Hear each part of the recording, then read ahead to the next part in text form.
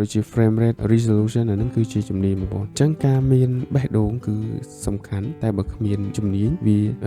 វាជាសិល្បៈមិនប្រក្រតីឬក៏គេថាមិនមានប្រសិទ្ធភាពមានថានៅពេលដែលយើងមានសិល្បៈក្នុងខ្លួនហើយក៏តែអត់មានជំនាញគឺពិបាកអញ្ចឹងវាត្រូវមានទាំងពីរអញ្ចឹងណា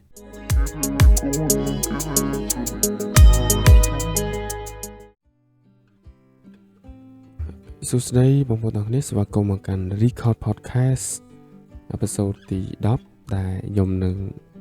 និយាយអំពីថាតើ media ជាសិល្បៈឬក៏ជាជំនាញអូខេអញ្ចឹងតកតងទៅនឹងទៅលើចំណុចហ្នឹងបើសិនជាបងប្អូនវិញតើបងប្អូនគិតថា media ជាសិល្បៈឬក៏ជាជំនាញហើយអ្នកដែលចាប់អារម្មណ៍ទៅលើវីដេអូណាមួយដែលធ្វើឲ្យយើងញញឹមដែលធ្វើឲ្យយើងតឹងទ្រូងធ្វើឲ្យយើងយំអាហ្នឹងវាជាសិល្បៈឬជាជំនាញអាហ្នឹងបងប្អូនធ្លាប់ហើយកន្លែងនៅពេលមើលវីដេអូគេមើលទៅមានអារម្មណ៍ញញឹមម្នាក់ឯងសើចម្នាក់ឯងហើយមើលទៅមានអារម្មណ៍ថាតឹងទ្រូងចង់ទៅយំហ្នឹងមានអ្នកខ្លះមើលវីដេអូហើយយំមានទេបងប្អូនមានធ្លាប់មើលហើយយំហើយអ្នកខ្លះចាប់ផ្ដើមកែវីដេអូដោយមិនដឹងច្រើនទេថាយើងចាប់ដើមពីណាហើយចាប់ដើមដោយគេហៅថាអារម្មណ៍របស់យើងឬក៏ដោយជំនាញអញ្ចឹងណាដោយសិល្បៈដោយជំនាញអញ្ចឹងតែការចាប់ផ្ដើមរបស់យើងដោយគេតែបេះដូងយើងហើយគ្មានជំនាញអាចយើងបរាជ័យបានអត់តើបងប្អូនអាចខមមិនបានអូខេអញ្ចឹងសម្រាប់សិល្បៈនៅក្នុងមេឌៀគឺជាការបង្កើតនូវអារម្មណ៍រីករាយអារម្មណ៍ដែលធ្វើឲ្យគេចាប់អារម្មណ៍ជំរុញអញ្ចឹងដូចជា visual storytelling ដែលយើងឃើញរូបភាពហ្នឹងយើងអាចនិយាយចេញជាពាក្យបានមានបងប្អូនមានដែរឃើញថាយើងគាត់ទៅឃើញរូបផ្លែប៉ោមយើងថាអូអាហ្នឹងផ្លែប៉ោមអាហ្នឹងតកតងទៅនឹងគេថា media គឺជាសិល្បៈហើយដូចចម្រៀងដែល background ដែលយើងឈប់មើលក៏នៅតែដកចូលក្នុងចិត្តយើងអាហ្នឹង media គឺជាសិល្បៈដែរអញ្ចឹងគេមានគេថាអ្នកដែលគាត់ធ្វើអ្នកដែលគាត់ design អ្នកដែលគាត់កាត់តហ្នឹងគឺគាត់ធ្វើគឺទៅម៉េចឲ្យយកគេថាអារម្មណ៍គាត់ដាក់ចូលក្នុងហ្នឹងគឺគេថាសិល្បៈហើយមួយទៀតដូចជាការបង្កើតនៅ color grading បងប្អូនចឹងនឹងពាក់ព័ន្ធជាមួយនឹងការបង្កើតហ្នឹងគឺគេហៅថា media គឺជាសិល្បៈហើយហ្នឹងពណ៌ឧទាហរណ៍ពេលបងប្អូនកែ color កែអីតើបងប្អូនចង់ដាក់ពណ៌មិនហ្នឹងហើយតើតើទៅនឹងការបង្កើត mode របស់ color ហ្នឹងថ្មីឲ្យស៊ីជាមួយអារម្មណ៍ហ្នឹងគឺជាសិល្បៈហ្នឹងហើយដូចជាយើងប្រើពាក់ព័ន្ធជាមួយ composition ទៅលើការរៀបចំឈុតផ្សេងៗហ្នឹងគឺជាសិល្បៈនៅក្នុងការរៀបបងប្អូនហើយតើតើទៅនឹងបទពិសោធន៍ផ្ទាល់ដែលខ្ញុំធ្វើនៅក្នុងការធ្វើការងាររចនាក៏ដូចជាការកាត់វីដេអូអញ្ចឹងភាគច្រើនគឺប្រើសិល្បៈ 100% ដើម្បីយើងមើលទៅគឺវាស៊ីធ្វើឲ្យត្រូវជាមួយបរិបទអញ្ចឹងណាអាហ្នឹងពាក់ព័ន្ធជាមួយនឹងmedia គឺជាសិល្បៈចុះបើសិនជាយើងយកពី media គឺជាជំនាញវិញអញ្ចឹងដល់យើងគេថាយល់ឃើញថាទៅលើចំណេះដឹងផ្នែក software ឬក៏គេថាកម្មវិធីហ្នឹងគឺជាគន្លឹះសំខាន់សម្រាប់បងប្អូនទាំងគ្នាឬបងប្អូនត្រូវតែដឹងអាហ្នឹងអញ្ចឹងបងប្អូនត្រូវចេះគេបើសិនជាយើងចង់ design ត្រូវចេះ Photoshop Illustrator អញ្ចឹងចេះកាត់វីដេអូដូចខ្ញុំនៅពង record ហ្នឹងត្រូវចេះ Premiere Pro ក៏បាន CapCut ក៏បាន DaVinci Resolve ក៏បានហើយបើសិនជាប្រើ motion ទៀតអាហ្នឹងគឺប្រើ After Effects ឬក៏កម្មវិធីផ្សេងទៀតទៅហើយសម្រាប់បងប្អូនទាំងនេះចេះប្រើប្រាស់ color matching ណាអូខេចេះប្រើអាហ្នឹងបើសិនជាយើងចង់ស្អាតគឺយើងត្រូវចេះប្រើហើយយើងត្រូវមាន technique អញ្ចឹងត្រូវមានជំនាញអាហ្នឹងឧទាហរណ៍ថាបើសិនយើងចង់ឲ្យរូបភាពហ្នឹងវាចេញ color ស្អាតយើងត្រូវមានជាសិល្បៈឬក៏ត្រូវមានជំនាញគឺត្រូវចេះជំនាញហ្នឹងអញ្ចឹងទៅលើចំណុចនេះគឺជា media គឺជាជំនាញអញ្ចឹងណាដូចយើងប្រើប្រាស់ keyboard shortcut Control Z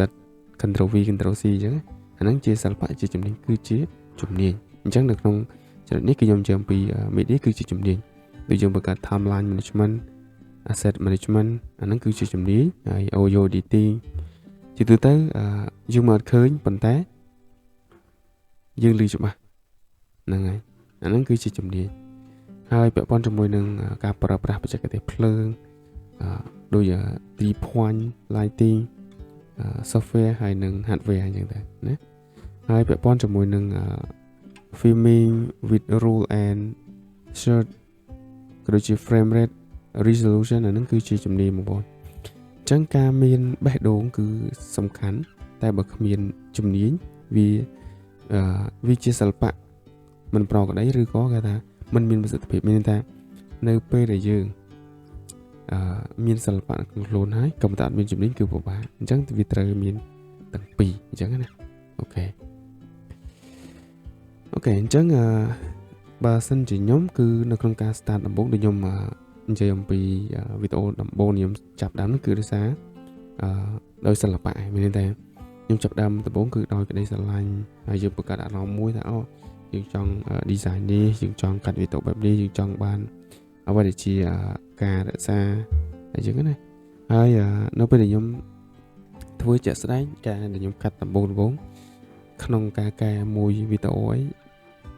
យ៉ាមិនតិចម៉ោងមិនក្រោម3ម៉ោងទេហើយជាពិសេសទៅរករូបភាពរកពី Telegram រកពីកន្លែង sale ហើយពេលខ្លះដាក់នៅពេលដែលខ្ញុំដាក់ចូលនៅក្នុង design ផងបើសិនជាអំពីវីដេអូណាអញ្ចឹងបើសិនជាអំពីវីដេអូត្រពីគេPixabay ផងពី group Telegram ផងហើយពី YouTube ផងពេលខ្លះនៅពេលដែលយើងប្រើ font អត់សមអត់ត្រូវទៀតហ្នឹងហើយអញ្ចឹងនឹងពាក់ព័ន្ធជាមួយនឹងនៅពេលខ្ញុំ start កាត់ហើយសួរថានៅពេលដែលយើងអត់មានជំនាញពិបាកហ្នឹងគឺពិបាកណាស់បងប្អូនអូខេអញ្ចឹងតែក្រោយមកនៅពេលដែលខ្ញុំចាប់ដើមយល់ដឹងខ្លះហើយខ្ញុំចាប់ដើមចេះប្រើចេះគេថាចេះប្រើប្រាស់ហ្នឹងគឺជាជំនាញឯងបូកជាមួយសិល្បៈការចេះប្រើប្រាស់ shortcut ការប្រើប្រាស់ template គឺជួយខ្ញុំការងារខ្ញុំគឺល្អប្រសើរជាងមុនហើយពេលហ្នឹងខ្ញុំគិតថាបើសិនជាយើងមានជំនាញហើយបូករួមជាមួយនឹងការដែលយើងរៀបចំប្លង់ behind the scene ហ្នឹងក៏ដូចជា food tag ដាក់បញ្ចូលនៅក្នុងវីដេអូទៅតាមហ្នឹងបែបនេះហ្នឹងយើងរៀបជាគោលការណ៍មួយអញ្ចឹងគោលការណ៍ទៅបញ្ចេញដំបូងគឺត្រូវមាន hook បន្ទាប់មកទៀតត្រូវមាន intro បន្ទាប់មកទៀតឬក៏ hook ហើយបន្ទាប់មកអាចមានជា sponsor ហើយនឹងវីដេអូ full បន្ទាប់មកចប់ហើយអាចoutro ឧទាហរណ៍អញ្ចឹងណាអូខេអញ្ចឹងបើសិនជាយើងនិយាយអំពី media នៅក្នុងសិល្បៈវាគឺជា emotion ហើយពាក់ព័ន្ធជាមួយនឹង skill ហ្នឹងអាចនិយាយបានថាពាក់ព័ន្ធនឹង media គឺជាជំនាញអញ្ចឹងយើងថាមិនយើងនិយាយអំពី media វាគឺជា emotion អូខេចឹងបងប្អូនស្គាល់ emotion អីគេចឹងមិនអត់ស្គាល់ទេអាចចូលទៅមើលនៅក្នុង Google Translate បកប្រែលេងទៅ emotion ឬក៏ខ្ញុំបកឲ្យក៏បានអូខេអញ្ចឹងពាក់ព័ន្ធជាមួយនឹងសិល្បៈវាគឺជា emotion ហើយសម្រាប់ជំនាញអាចមានថា emotion ហ្នឹងអារម្មណ៍បងប្អូនហ្នឹងហើយដល់ពេល skill វាគឺជាគេហៅថាការប្រតិបត្តិអញ្ចឹងបើសិនជាទាំងពីរទាំងបូកបញ្ចូលគ្នាគឺធ្វើម៉េច perfect content របស់យើងហ្មងអញ្ចឹងទាំងជំនាញទាំងការប្រតិបត្តិការធ្វើរបស់យើងឲ្យកាន់តែល្អប្រសើរអញ្ចឹងនៅពេលដែលយើងប្រើប្រាស់គេហៅថាបច្ចេកទេសក្នុងការថតណាអូខេបច្ចេកទេសក្នុងការថត 4K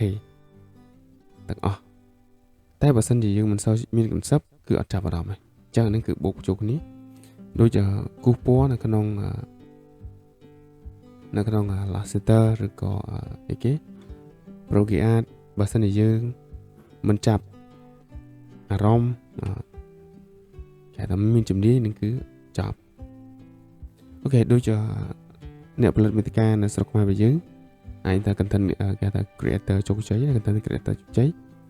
ភាគច្រើនគឺចេះហើយ នៅពេលដែលគាត់ចេះហើយមានជំនាញអូខេអញ្ចឹងគាត់ចាប់ដើមយកគេថា feeling របស់គាត់មកដាក់បញ្ចូលដែរកន្លែងហ្នឹងអញ្ចឹងកន្លែងនេះពាក់ព័ន្ធជាមួយនឹងគេថាចេះបរិញ្ញាអារម្មណ៍យើងតាមកលឹះជំនាញធ្វើឲ្យអារម្មណ៍យើងគឺ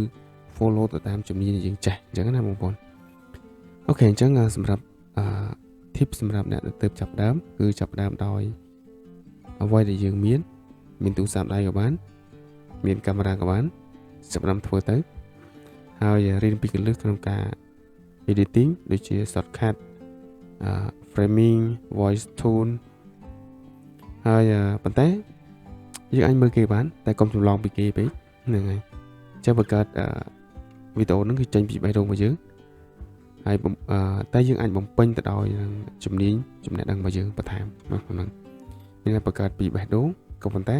យើងយកអារម្មណ៍ទៅធ្វើនៅក្នុងការផលិតវីដេអូហ្នឹងតែយើងយកចំណេះដែលយើងចេះទៅដាក់ទៅធ្វើហើយនៅក្នុងនោះយើងអាចរៀនពី YouTube ក៏បានពី Facebook Group ក៏បាន TikTok ក៏បានពី IG ក៏បានពីគន្លឹះល្អៗដែលយើងយកអំពីដែលអាចជួយឲ្យការផលិតរបស់យើងគឺកាន់តែល្អប្រសើរហើយជាចុងក្រោយ media មិនមែនជាអ្វីមួយដែលយើងគិតតែចង់បានតែវាជាអ្វីមួយដែលយើងគ្រប់គ្នាគឺត្រូវតែបង្ហាញមានន័យថាសម្រាប់បងប្អូនទាំងអស់គ្នាគឺមិនមែនថានៅពេលដែលយើងចង់ផលិត media មិនចង់តែបានចង់បានស្អាតទេចាអញ្ចឹងអ្វីដែលយើងត្រូវ start ពីឥឡូវហ្នឹងគឺត្រូវតែបង្ហាញតែយើងចេះហ្នឹងអញ្ចឹងចាប់ផ្ដើមពីចំណុចតូចៗកែលម្អបន្តិចទៅបន្តិចម្ដងយូរទៅវីដេអូរបស់យើងគឺកាន់តែមានអ្នកចាប់អារម្មណ៍ខ្ញុំនៅក្នុងការធ្វើនេះខ្ញុំមិនរំពឹងថាមានអ្នកចាប់អារម្មណ៍ច្រើនប្រហែលទេក៏ប៉ុន្តែខ្ញុំធ្វើដើម្បីឲ្យខ្លួនឯងមានការអភិវឌ្ឍខ្លួនបន្ថែមទេអញ្ចឹងដល់ពេលយើងខ្សោយកន្លែងណាយើងបំពេញកន្លែងហ្នឹងបន្ថែមអញ្ចឹងណាអញ្ចឹងពីអ្នកដែលមិនតន់ចេះធ្វើវីដេអូសោះរហូតដល់ធ្វើបានវីដេអូដល់អេពីសូតទី10ហើយឧទាហរណ៍អញ្ចឹងណាបងប្អូនអូខេអញ្ចឹងសម្រាប់អ្វីដែលចែករំលែកក៏ដូចជាសារ5ផ្សាយដូចមានរូបប៉ុណ្្នឹងទេអញ្ចឹងបងប្អូនទាំងគ្នាត្រូវចាប់ដើមពីឥឡូវទៅណាអូខេអញ្ចឹងអរគុណសម្រាប់ការចំណាយពេលក្នុងការស្ដាប់តាំងពី